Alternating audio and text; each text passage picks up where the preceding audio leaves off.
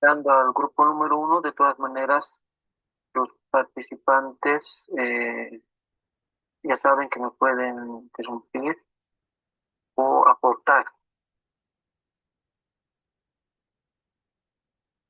Ahora hemos cometido, creo, un pequeño error de que no hemos puesto en la lista a Humberto Villanueva, que no hemos podido entrar en contacto con él, pero él, de todas maneras, igual, si gusta, va a poder aportar. Entonces, los integrantes somos Jaime Peña, Eden Condori, Oscar Morales y Humberto Villanueva. Perfecto. Bueno, en este caso eh, había varios objetivos. Tampoco voy a tratar de correr un poquito. Por ejemplo, decía el primer objetivo que es analizar el ruido de cuantización de un encoder.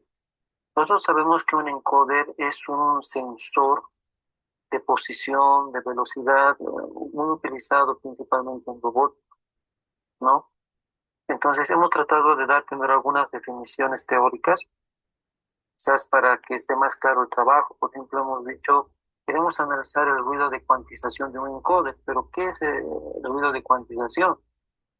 Es la distorsión que se introduce cuando una señal analógica se convierte en una señal digital, ¿no? Entonces, hemos añadido un poquito de teoría, ¿no? A nuestro documento para que se pueda poner un poquito más claro, ¿no? Aquí, por ejemplo, hemos puesto cuáles son las causas posibles del ruido de cuantización. Por ejemplo, hemos visto que puede afectar la resolución del encoder. Va a ser un encoder de 8 bits, de 16 bits o de mayor resolución. Ya sabemos que a mayor resolución, menor va a ser, por ejemplo, el ruido de cuantización. Y claro, justamente este ruido de cuantización puede afectar la velocidad del sistema de varias maneras. A mayor ruido de cuantización, puede ser menor la calidad de la señal digital resultante, o sea que puede generar errores, ¿no? La señal. Y para eso vamos a necesitar filtros digitales. Otra posible causa es la tasa de muestreo. Y el encoder va a necesitar, hemos visto que cuando trabajamos en procesos digitales, sí o sí tiene que haber un tiempo o tasa de muestreo, ¿no? Entonces, aumentar la tasa de muestreo también puede afectar la carga de procesamiento y afectar la velocidad de respuesta del sistema. En conclusión, el ruido de cuantización es un factor importante en el diseño de encoders. Eso hay que tomarlo en cuenta porque no solo va a afectar la calidad de la señal, sino que también puede afectar en la velocidad.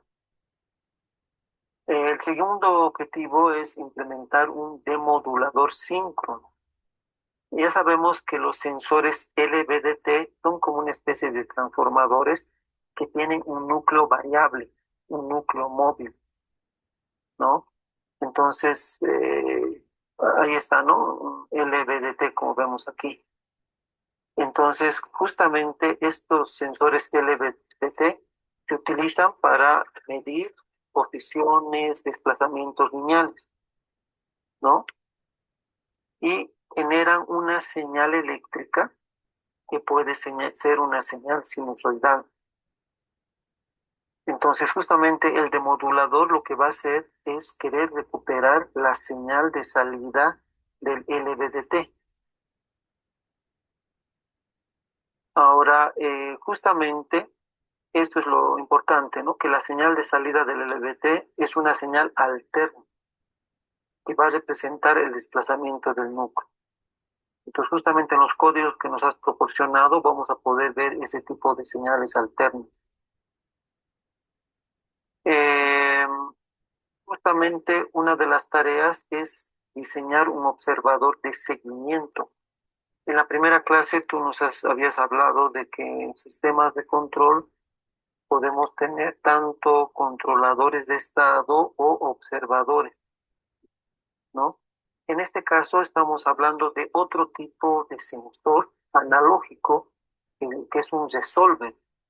Estos resolvers, o sea, tanto el encoder, el LVDT como los resolvers, todos son, inclusive un potenciómetro, ¿no? Un potenciómetro son pequeños sensores, si queremos llamarlo así, que nos sirven para detectar desplazamientos, posiciones, y ya sabemos que si derivamos la posición obtenemos la velocidad, ¿no? Entonces, cuando hablamos de un observador de seguimiento, es justamente para estimar la posición y velocidad del rotor, puede ser de un encoder, de un motor, ¿no es cierto?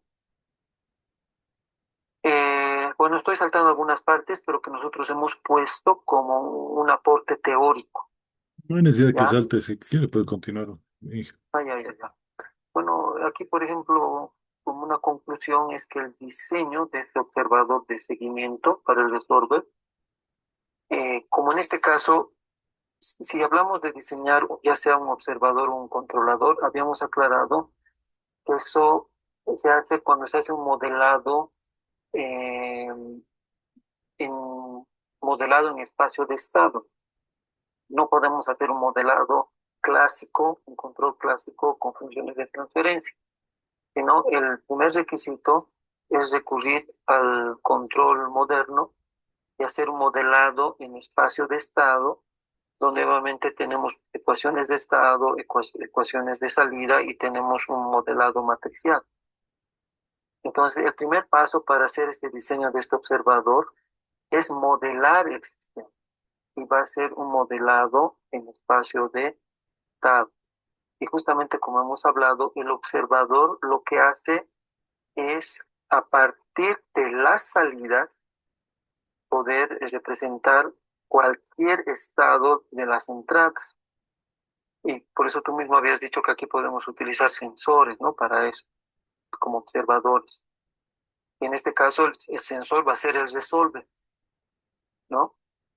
El primer experimento es justamente la estimación de velocidad de un encoder. Y para eso se basa en la matemática. Como habíamos explicado, si derivamos posición, podemos obtener velocidad, así como si derivamos velocidad, podemos obtener aceleración. Pero lo que se ha visto es que la cuantización de un encoder puede introducir un ruido y este ruido puede aumentar en función de la frecuencia de muestreo.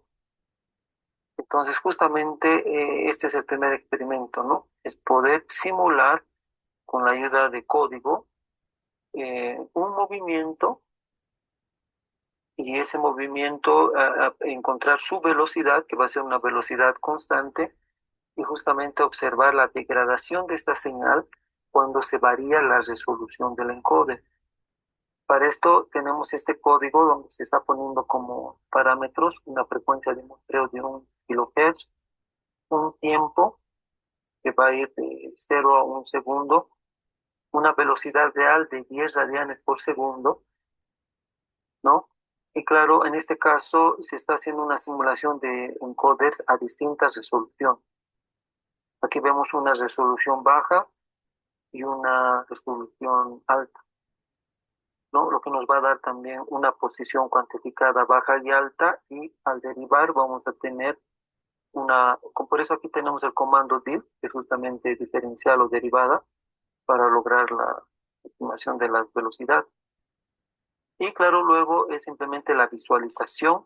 Y esto es, ¿no? Lo que tenemos acá el MATLAB. Bueno, aquí estoy mostrando otros resultados, simplemente para mostrar que hemos trabajado con el Pues, MATLAB. ¿acaso estás mostrando solo a Mónica ahorita, no? No estás mostrando. No se ve simulación de maldad.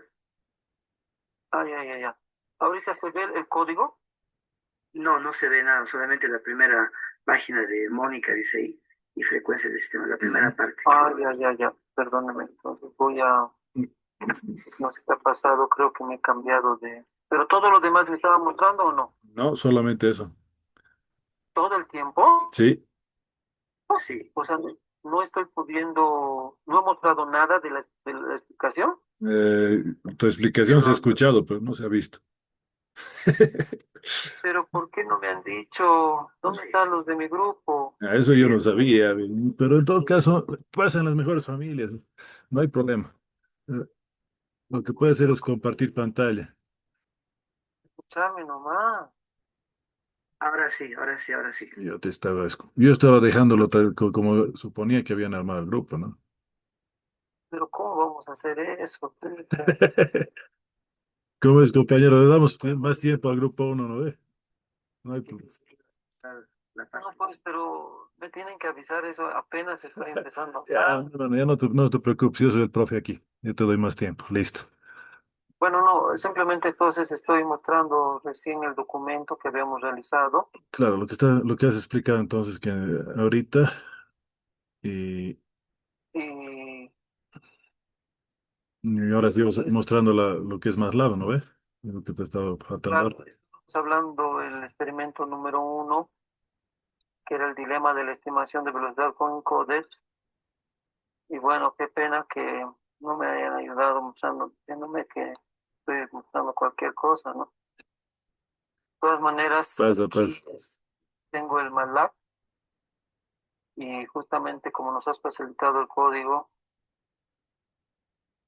aquí podemos ver justamente la velocidad que se puede estimar y justamente aquí en el documento habíamos aclarado inclusive qué significa PPR, ¿no? Que son pulsos por revolución.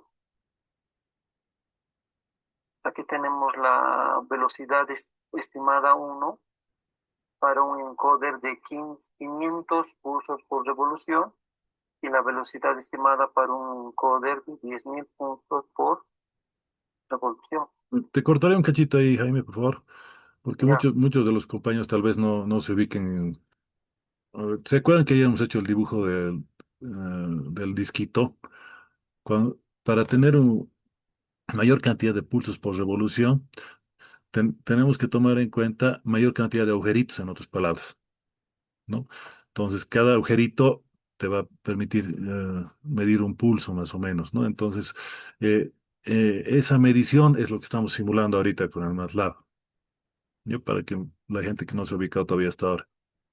Gracias, Inge. ¿no? Continúe, por favor. Estamos usando un encoder óptico, ¿no? Y se trataría de, bueno, tenemos encoders absolutos e incrementales. En este caso estaríamos utilizando un encoder incremental. Y claro, también dentro del análisis que se pedía en el documento, nos pedía hallar la variancia del ruido de velocidad en ambos casos. En otras palabras, este es un dato estadístico, ¿no? Porque como podemos ver en esta gráfica resultante, que nosotros tenemos como un tren de pulso, que justamente es la salida del encoder digital. Y en este caso, nosotros podemos utilizar la estadística, en este caso la variancia, para calcular eh, el ruido de velocidad en ambos casos, ¿no? Entonces, acá igual hemos hecho un pequeño código en MATLAB para calcular la variancia y bueno, nos ha salido, eh, aquí está, nos ha salido que la variancia del ruido de velocidad para el primer encoder es de 25, 25,7022 y la variancia del ruido de velocidad para el siguiente encoder es de 0,0307, ¿no? Como nos pedían en el documento. Y claro, también nos pedían el análisis implementar un filtro de Kalman, ¿no? Justamente sabemos que existen todo tipo de filtros digitales y uno de los más utilizados es un filtro de Kalman. Y claro, acá investigando un poquito la parte teórica, hemos visto que para poder implementar un filtro de Kalman, sí o sí tenemos que tener de nuevo el modelo del sistema. O sea, el modelado matemático es imprescindible en todos estos procedimientos, ¿no? Y donde justamente nosotros sabemos que cuando hacemos un modelado en espacio de estado, nosotros tenemos, como les había dicho, ecuaciones de estado y ecuaciones de salida. Y el primer paso es tener una ecuación diferencial que modele el sistema. El siguiente paso es identificar las variables de estado. Y justamente las tres variables que intervienen en un modelo en espacio de estado son variables de entrada, que generalmente se modela con la letra U minúscula, variable de salida con y variable de estado con X.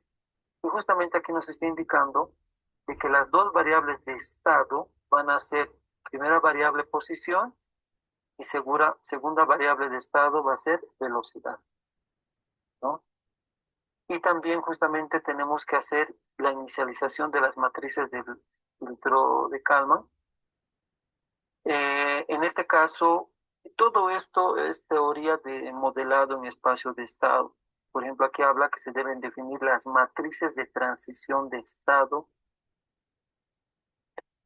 deben definir la matriz de observación, etc. No todo eso ya es un proceso totalmente matemático, ¿no? Entonces acá eh, tenemos un ejemplo de un código de MATLAB que hemos implementado, donde se ha implementado el filtro de Kalman, donde hemos puesto una frecuencia, tiempo, velocidad real. Lo mismo, hemos utilizado lo mismo que del código de arriba, y aquí está la implementación del filtro de Kalman, ¿no? Donde justamente aquí esta matriz A va a ser nuestra matriz de transición de estado, la H matriz de observación, otra matriz que va a ser el ruido de proceso y otra matriz el ruido de medición, ¿no? Y justamente estamos con las variables de estado, que van a ser dos, posición y velocidad. Y bueno, al aplicar el filtro de Kalman, tenemos este resultado que aquí también lo hemos anotado.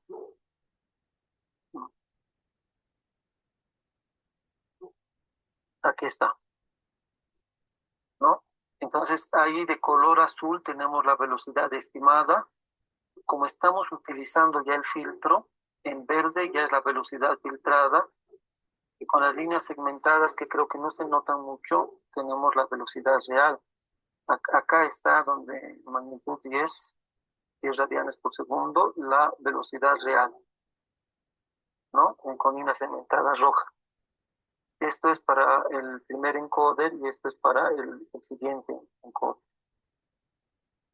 En el experimento 2 ya no hablamos del sensor de posición encoder, sino hablamos del otro tipo de sensor de posición. Hemos dicho, es el transformador diferencial que tiene un núcleo variable, ¿no? Habíamos dicho que este segundo sensor de posición entrega una señal de corriente alterna, cuya amplitud y fase van a depender de su posición. ¿Qué es lo interesante de esto? Es de que vamos a tener la señal de salida de el LVDT, que va a ser una señal de corriente alterna, y nosotros lo que queremos es modular esto y obtener una señal en DC, ¿no? Y esa señal en DC resultante va a ser nuestra posición, ese dato de posición. Porque como hemos explicado, estos tres sensores, el encoder, el LVDT y el resolver, todos son sensores de posición. Y aquí faltaría quizás el potenciómetro, como otro sensor de posición básico, elemental, ¿no? Entonces, acá es justamente lo que nos has dado el código. Eh, no sé si voy a poder copiarlo acá, pero es justamente lo que tenía, ¿no? Esta es la señal diferencial en corriente alterna. No sé si se puede apreciar en esta respuesta que nos arroja el MATLAB. Las líneas punteadas son como una señal alterna, ¿no? Las líneas puntadas, si ven, es como una especie de señal sinusoidal alterna, que es la salida del LVDT. Y la señal que está en rojo es la salida del demodulador, que nos está dando como una señal DC, que es la posición resultante. En este caso es igual a 1. Entonces me parece bien interesante. Justamente si analizamos el código, Primero, mostramos siempre la parte del modelado matemático, en este caso el modelo del transformador que tiene su núcleo variable, ¿no? Transformador LVDT. Tenemos la frecuencia de portadora, posición del núcleo. Miren, aquí esto es lo interesante. La posición del núcleo que va a ir variando, ¿no? Desde -1 a 1. Y eso es lo que nos genera esa señal sinusoidal, como podemos ver aquí, ¿no? Y esa señal sinusoidal la vamos a demodular para obtener la portadora. Y también vamos a utilizar un filtro pasabajos de cuarto orden, el tipo Butterworth, ¿no? Y con eso obtenemos esa señal que hemos comentado.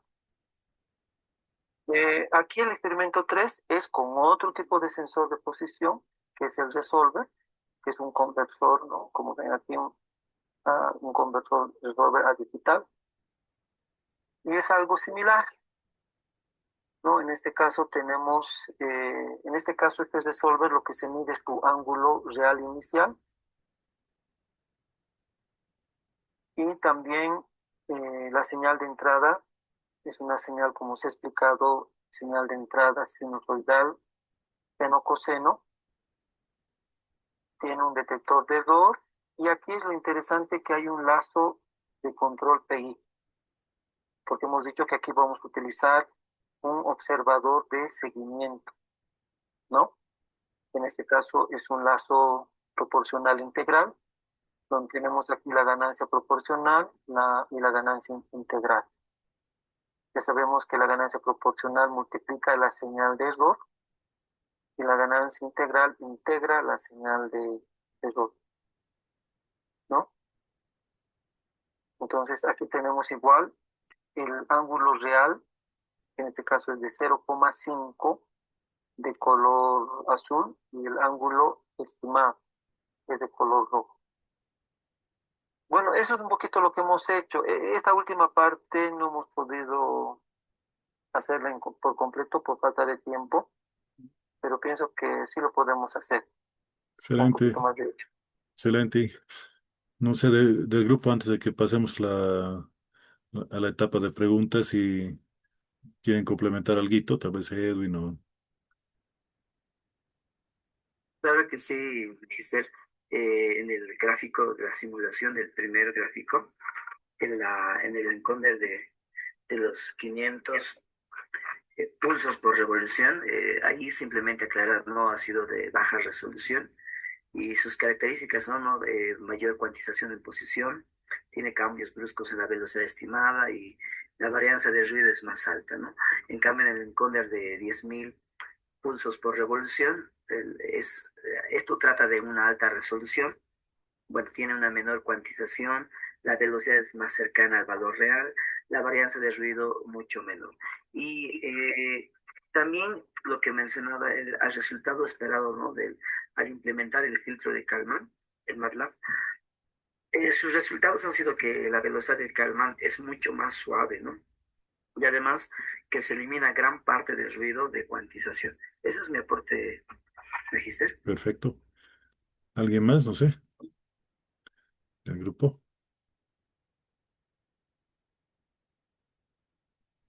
Ok, entonces, para esta segunda parte, tendríamos al grupo 2. A ver, voy a irme otra vez al WhatsApp. El grupo 2, no, pero el grupo 4, 3 estaríamos hablando, ¿no? Fernando, Ronald, Juan José y Juan Carlos. Están, creo que todos ahora. Juan Carlos, Juan José, Fernando y Berríos. Están completo el grupo. Como, como han entrado algunos de ustedes un poquito más tarde, recordarles que en esta parte ustedes son los oponentes al grupo uno, ¿no? Entonces el grupo uno ha expuesto y sobre lo que ha expuesto ahora tienen que hacerle preguntas, ¿no? Pueden apuntar directamente a uno de los expositores o pueden hacer el grupo genérico para todo el grupo, ¿no? Adelante, por favor, mínimo tienen que hacer unas 6 preguntas. Tenemos tiempito. No se olvide el grupo 2 que es Víctor Hugo, Adal, José Luis y Rodi, tendrían que estar haciendo el resumen, ¿no? Adelante, grupo oponente.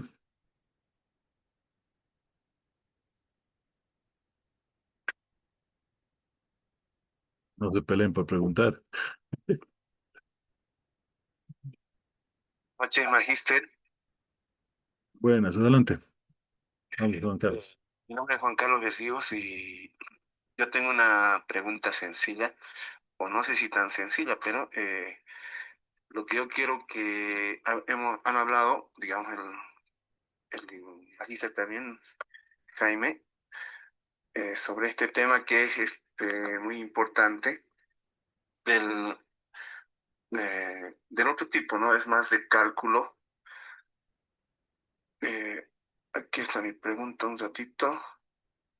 Tranquilo, Me hubiera organícese. gustado, me hubiera gustado compartir, pero Puedes, está abierto. que ahorita estoy con mi celular, pero estoy con mi laptop y mi laptop Mm. estaba realizando. Estilo Ya. picapiedra, puedes apuntarle a la cámara al laptop y listo. Esta es la pregunta. El demulador sincrónico, ¿no? Estamos hablando del LVDT. Este tiene un principio básico, ¿no? Y yo quisiera que me expliquen ese principio básico, por qué llega a ser un demoledor, el demoledor sincrónico, ¿no? Y también, en este caso, ah, ¿por qué se le dice demoledor sincrónico? ¿No? Eso. Excelente, buena pregunta. Adelante, grupo uno de nuevo. Bueno, inicialmente lo que podríamos decir de que un demoledor primero, ¿qué hace, no? Justamente extrae la información de amplitud de una señal modulada en corriente alterna. Lo que pasa es que una señal modulada en corriente alterna está variando constantemente en un ciclo, en un semiciclo positivo, un semiciclo negativo, etcétera, ¿no? Pero nosotros necesitamos tener como una amplitud única. Entonces, ese demodulador sincrónico, por eso nos muestra como una señal de C, porque es como un valor constante que nos muestra a partir de una señal sinusoidal. En ese caso, ese valor constante sería, digamos, eh, la amplitud de la señal, ¿no? Ahora, la otra pregunta de por qué se lo llama sincrónico. Lo que pasa es que en este caso está usando la misma señal de la misma portadora que la señal de excitación, ¿no? No, eso no sé muy bien cómo aclarar, pero lo que pasa es que en este caso, en vez de utilizar un circuito extra, que podría hacer que el trabajo sea asincrónico, como está usando la misma portadora que la de la señal de excitación, están entonces ambas sincronizadas, ¿no? Entonces, la fase es la misma. En este caso, es por eso que se le llama sincrónico. Eso es lo que un poquito podría aportar. Sé que no es muy eh, entrar en el debate, pero quisiera complementarles un poquito, ¿no? Eso mismo hemos sacado de la teoría de telecomunicaciones, cuando transmitíamos una señal, por ejemplo. eh, el problema es que tú envías la señal y no había forma de sincronizar, digamos, un extremo receptor, porque no vas a poner un cable extra para una señal de sintonía, ¿no ve?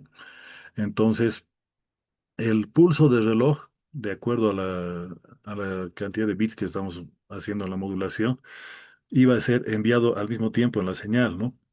Entonces, en estos sensores que están explicando en este momento, se toma esa misma teoría. Y ahí es donde nosotros utilizamos esa señal interna que tiene el reloj para sincronizar directamente, esa señal AC que estaba comentando el colega, para poder tomarla y aprovecharla y no tener que enviar una otra señal que al final de cuentas puede desfasarse, como estaba diciendo, ¿no? Recuerden el dibujito que hemos hecho hace un rato. Ok, no sé si ha ayudado o lo ha perjudicado la pregunta. Bueno, continúe, por favor, grupo 3 preguntando. Ha hecho una, me faltan 5. Sí, buenas noches. Una Adelante. pregunta al grupo. Este, ¿Qué ventaja tiene un encoder de mayor resolución? Ha mostrado en su gráfica, ahí en el MATLAB, a dos tipos de resoluciones que ha mostrado el compañero, el ingeniero. Mi pregunta es, ¿qué ventaja tiene un encoder a mayor resolución? Bueno, es igual como los conversores análogos digitales, digamos, ¿no? Ahí se toma en cuenta, por ejemplo, la resolución del conversor, etcétera. En este caso, como vemos, los encoders lo que quieren detectar es posición, quieren detectar movimiento. Dependiendo del tipo de encoder, por ejemplo, digamos, podemos usar una rueda dentada si es un encoder óptico incremental, ¿no? Una rueda dentada, donde vamos a tener un LED emisor y un elemento fotorresistor o fotodetector, mejor dicho, perdón, un elemento fotodetector. Entonces, el encoder que tiene mayor resolución puede detectar movimientos mucho más pequeños, ¿no? Esa es una primera ventaja. Va a poder detectar movimientos mucho más pequeños. Va a poder tener mayor precisión de posicionamiento. Muchas veces en máquinas de control numérico, en robótica, en el uso de servomotores, necesitamos esa mayor precisión de posición para no perder algunos pasos, si quieren, ¿no? Algunos movimientos muy pequeños, ¿no? Yo también podría decir que si obtenemos una precisión de posición más exacta, eso a la par va a llevar a un mejor control de velocidad,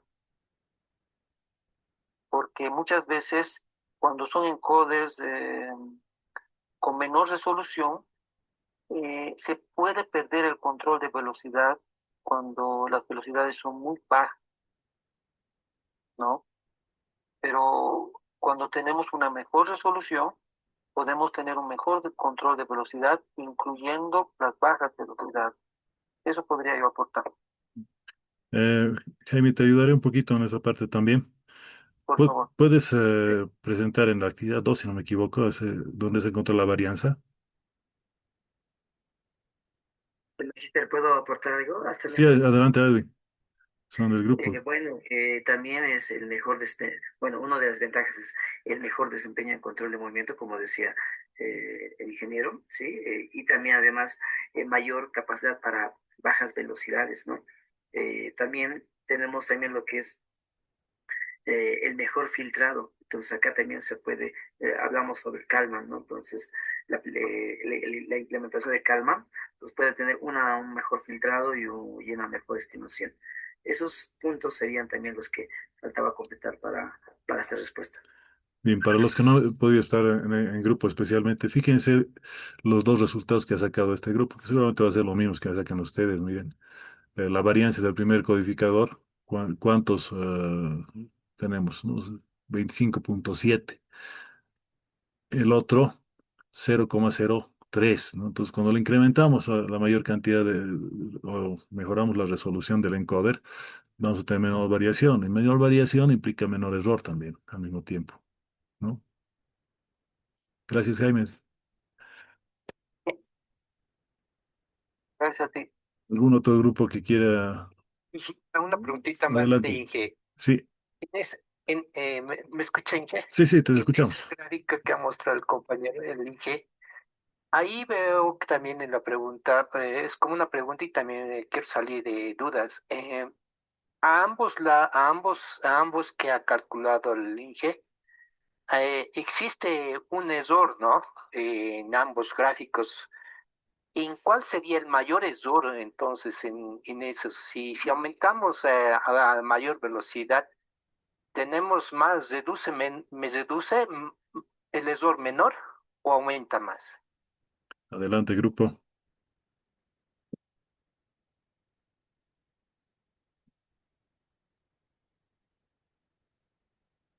Perdón, no sé si he entendido bien la pregunta, pero creo que es lo que justo tú has mencionado, Ricardo. Justamente cuando vemos este dato de variancia del ruido de velocidad, hemos visto que en el encoder que tiene mayor resolución, su varianza de ruido es cercana a cero, ¿no? En cambio, en el encoder que tiene menor resolución, su varianza del ruido de velocidad es 25.7, porque hay una gran diferencia. No sé si he entendido eso, la pregunta. Y Eso quiere que está bien, Inge. No es por la posición del encoder, entonces. Lo que pasa es que obviamente el posicionamiento del encoder tiene que ver en cierta forma con el calibrado, ¿no? Yo, digamos, si tengo un sensor óptico, tengo que posicionarlo bien, tengo que ensamblarlo bien, acomodarlo bien, calibrarlo bien para evitar algún tipo de error, digamos, ¿no? Pero en este caso, lo que estamos hablando es de que estos encoders hay del tipo incremental y el de tipo absoluto. Creo que en este caso estamos hablando de un encoder incremental. En estos encoders incrementales se tiene, como hemos dicho, como un LED emisor, que tenemos un dispositivo que va a ser como un dispositivo fotorreceptor. Y podemos tener, por decir, como en los mouses, ¿no? Como en los ratones de computadora, como una especie de rueda dentada, donde esa rueda dentada va a permitir el paso del haz de luz o va a interrumpir.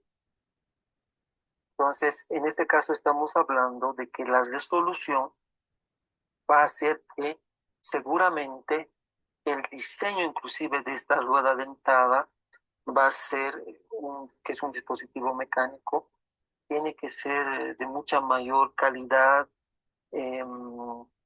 Las aperturas de abierto y cerrado tienen que ser cada vez más pequeñas para que así pueda detectar inclusive las posiciones más pequeñas. O sea, esto también tiene que ver con la parte del diseño mecánico del dispositivo.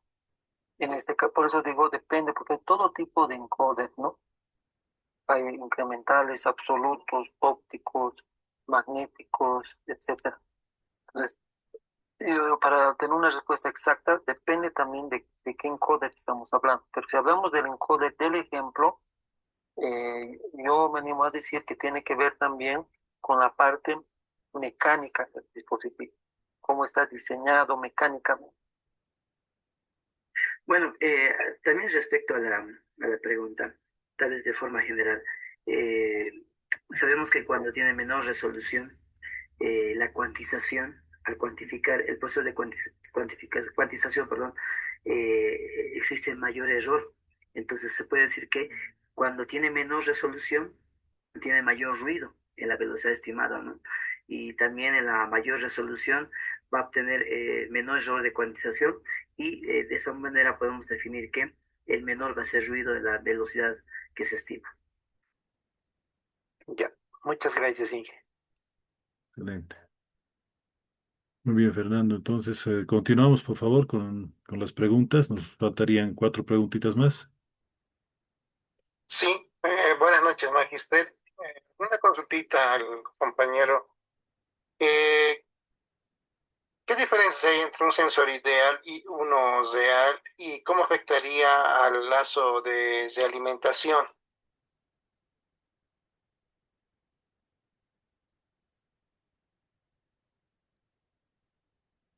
Grupo.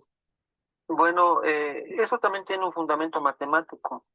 Cuando, por ejemplo, nosotros dibujamos un diagrama de bloques de un sistema de control, a veces nosotros ponemos un lazo de retroalimentación con una sola línea, que decimos que es un lazo unitario, ¿no? Decimos que es un lazo con retroalimentación unitaria. Cuando nosotros trabajamos con una retroalimentación unitaria, cuando representamos un diagrama de bloques, un sistema, Sabemos que cuando cerramos el lazo de realimentación, estamos hablando de que es un sistema de lazo cerrado y que el dispositivo que cierra el lazo justamente es el sensor o transductor. Cuando ese lazo que está cerrando el sistema tiene ganancia uno, o sea, es de alimentación unitaria, eso está diciendo que se trata de un sensor lineal, ¿ya? En cambio, cuando nosotros cerramos ese lazo, pero ese lazo no es con una ganancia unitaria, tiene algún número o puede ser como una función de transferencia, entonces se trata de un sensor no lineal, ¿no? Entonces eso es algo bien interesante. Excelente. Está bien, gracias, compañero. Muy bien. Grupo 3, les quedan 3 preguntas.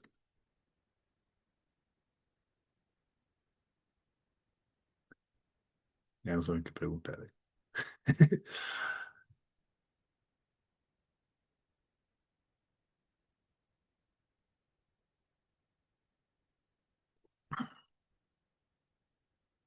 Y hay harto aquí para preguntar, ¿no?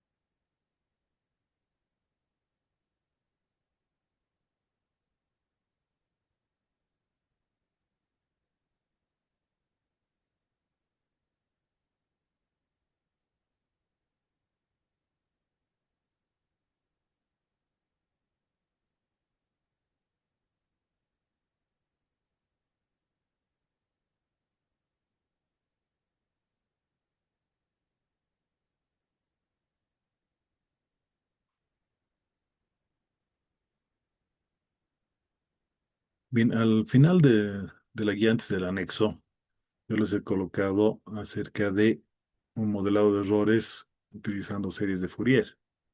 Eh, no sé, ¿qué opinan acerca de eso específicamente, ¿no? ¿Se puede modelar en Fourier esta parte de errores? ¿Qué sería la forma de trabajo directamente?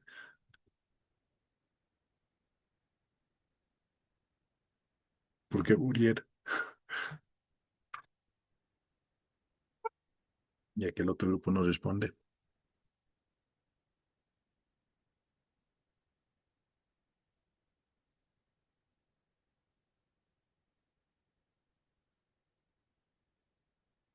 Perdón, Ricardo, ¿nos estás preguntando a nosotros? Sí, sí, porque el otro grupo se ha dormido. Bueno, obviamente que sí, ¿no? Porque tú sabes que justamente la representación de Fourier nos permite modelar señales alternas, ¿no ves? Y más que todo por la cuestión de la frecuencia. Entonces, sí, se puede hacer un tratamiento de los errores con componentes sinusoidales de distinta frecuencia y fase. Perfecto. Es más o menos lo que se ha tratado de hacer con esa señal del LVDT, ¿no? Ujú. Cuando con la señal modulada, porque se ha hecho eso en términos inclusive de sus armónicos. Pero en este caso ya lo podemos aplicar a la parte del error, inclusive en un sensor se podría hacer algo similar. Exactamente, ¿no? Y recordemos que Fourier, por ejemplo, lo que hace es, en nuestro caso, eh, modelar cualquier tipo de señal periódica en función de senos y cosenos, ¿no? Y justamente es el caso que nosotros estamos tomando en cuenta, ¿no? Estamos sacando la periodicidad de una señal que es la que está entregando el encoder, ¿no? Bien, colegas, entonces ahí lo paramos el ejercicio. No sé, espero que les haya gustado. No se olviden el grupo que queda, que es el grupo 2. Además, no sé si se puede. Sí, pues, estaban durmiéndose. Adelante, Juan Carlos. Ya, pues sí. Han hablado también sobre el sistema, o sea, sistemas de control, ¿no? Yo quería preguntarle cómo podemos modificar la amplitud o la fase de la señal si hablamos en un sistema de control, en una evaluación de error. Entonces, No sé si me podían explicar esa parte o tal vez complementar.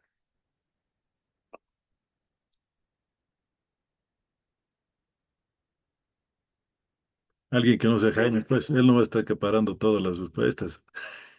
Son cuatro en el grupo. Bueno, bueno, voy a aportar un poquito, solamente un poquito. No sé si he entendido bien, pero en este caso, cuando tenemos sistemas de control, podemos hacer un análisis en el dominio del tiempo y un análisis en el dominio de la frecuencia. Cuando nosotros hacemos el análisis en el dominio del tiempo, los parámetros que nos interesan son, digamos, tiempo de levantamiento, tiempo de asentamiento, tiempo de establecimiento, sobre pico máximo, etcétera, ¿no? Como en este caso, todo el análisis que estamos haciendo sería un análisis en el dominio de la frecuencia, porque justamente en el dominio del tiempo, generalmente nuestras señales de prueba, señales de entrada son escalón, rampa, impulso, entrada parabólica. Pero cuando hacemos un estudio en el dominio de la frecuencia, justamente nuestras señales de prueba son señales sinusoidales, ¿no? Entonces, nosotros, no sé si he entendido bien, pero he entendido que podemos modificar la amplitud mediante fase. Sí. Bueno, claro No, que podemos modificar la amplitud, pero también y la fase de la señal también. claro que sí, ¿no? Por ejemplo, nosotros podemos introducir un retardo. Por ejemplo, en sistemas de control que se llaman con retardo de transporte, y que son generalmente los sistemas térmicos. Entonces, eso tiene, por ejemplo, un modelo matemático que puede ser de primer orden o de segundo orden, donde ahí se introduce y se modela justamente el retardo, ¿no? En este caso, eso va a cambiar la fase de la señal, inclusive del posible error que puede tener el controlador, Ujú. ¿no? No sé si eso es lo que me decías, ¿no? Porque obviamente cuando hablamos de ganancia, cuando hablamos de fase, de amplitud, todo eso está íntimamente, digamos, ligado. Generalmente para eso se utiliza modelado de Nyquist, de Nichols y diagramas de Bode para poder estudiar todo esto. No sé si he podido entender tu pregunta, la verdad. Sí, está muy bien, mi estimado colega, y también en MATLAB se puede hacer ese análisis. Complementar. Obvio. Justamente cualquier procedimiento matemático se puede facilitar de hacerlo con el MATLAB. Sí. Complementando algo, ¿no? Entonces, es dependiendo, digamos, de qué tipo de simulación quieres tenerlo para modificar lo que decías, la amplitud o la frecuencia, tanto sea en ruido, señal o error periódico, o de repente, ¿no? O otro tipo ¿no? de simulación, bueno, de señal en este caso, ¿sí? Claro, eso se lo puede hacer modificando, ¿no? En la simulación para también modificar lo que es la amplitud y la frecuencia. Vuelvo a repetir, ¿no? Dependiendo de qué simulación queremos, ¿no? Bien. Oscar y Humberto, que también están en el grupo uno, no sé si podrían hacer un resumen de lo que se ha hablado, así rapidito, para que el grupo 2 también pueda tomar apuntes de ello. Cualquiera de los dos, tal vez Oscar. ¿Quién era el que estaba a medio viaje? Humberto creo que era, ¿no? Oscar es bajista. Entonces, Humberto, por favor. Creo que Humberto se retiró, no sé qué pasó. Pero está ahí conectado, Humberto, ¿estás conectado? está dormido. Oscar, estoy viendo que está conectado. Oscar y Humberto están, los dos están conectados, pero ¿Verdad? no han dicho nada. Ustedes dos nomás han hablado en el grupo. Hemos parado, van a disculpar, lo que pasa es que me han provocado. Compañeros, entonces, bien, no sé, ¿quiénes estaban en el grupo 2? Adal, Víctor Hugo, Luis Acuña, ¿dónde estamos? A ver. Adal creo que tenía problemas de conexión. Víctor Hugo, creo que ya no se ha vuelto a conectar.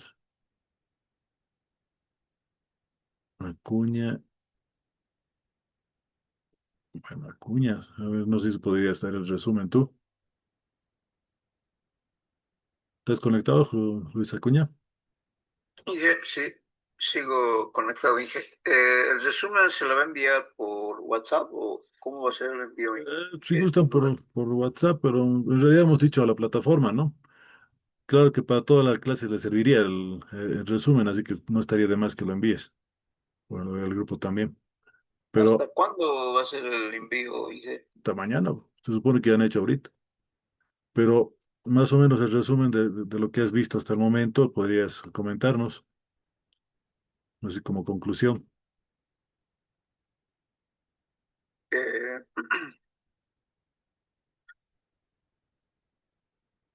Inge, sí, en este caso me parece importante, ¿no? Todo lo que han podido lograr investigar, analizar sobre esto de las señales, ¿no? Que están presentes en un sensor, ¿no? Y características sobre esto de la resolución o en este caso mayor frecuencia,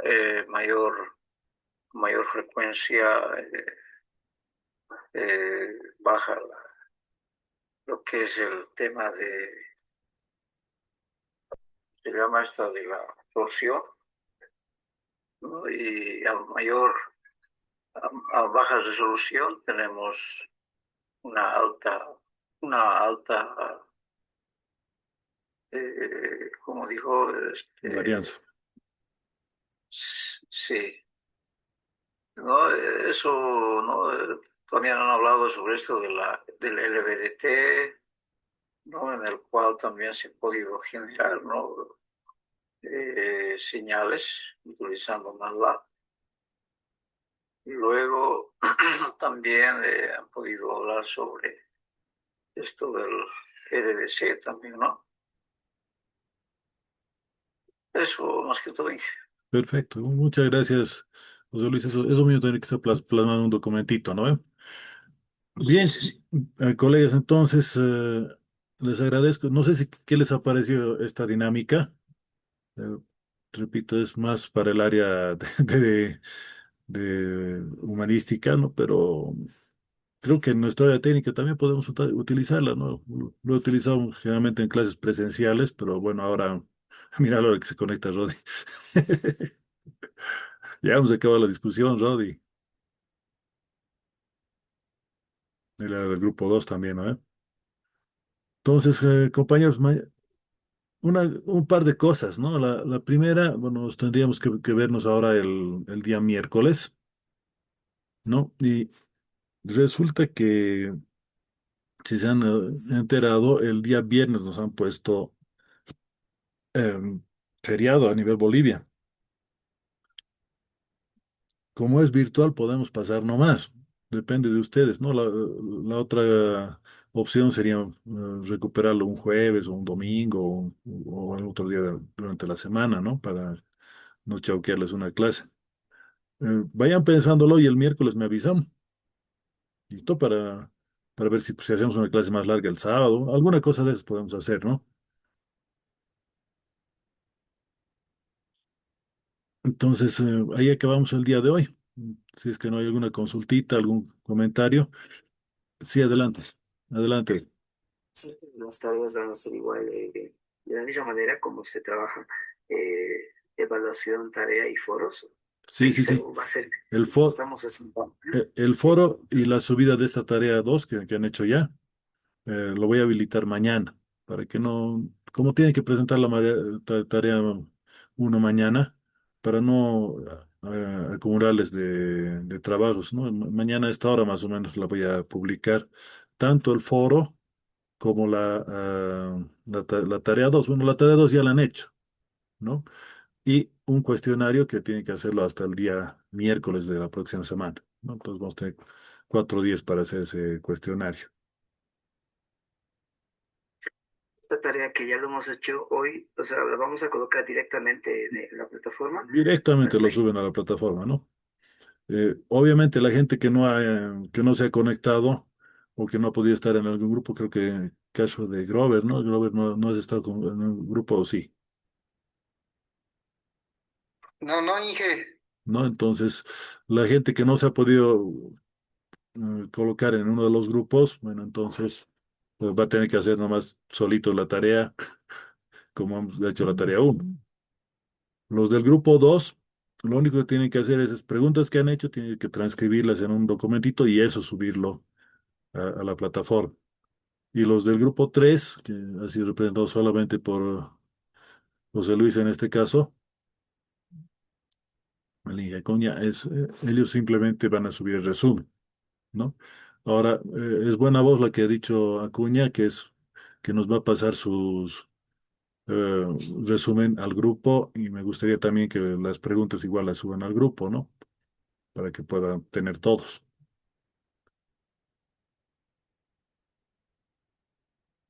Inge, respecto al resumen, he logrado grabar algunas participaciones. Excelente. Ese audio más lo puedo subir, Inge. Yo lo veo muy latoso subir un audio, peor todavía al grupo de WhatsApp. Ya, en algún momento me he perdido, Inge, La porque no fue. transcripción podrías hacerla, digamos, pero lo que has resumido está bien, pues. Además, se va a renderizar y mañana esto ya va a estar en línea, así que va a ser fácil también. De acuerdo, Inge. No se olviden que también la tarea 2 le vamos a dar plazo hasta el miércoles, así que no estarías tampoco tan apurado de hacerlo, digamos.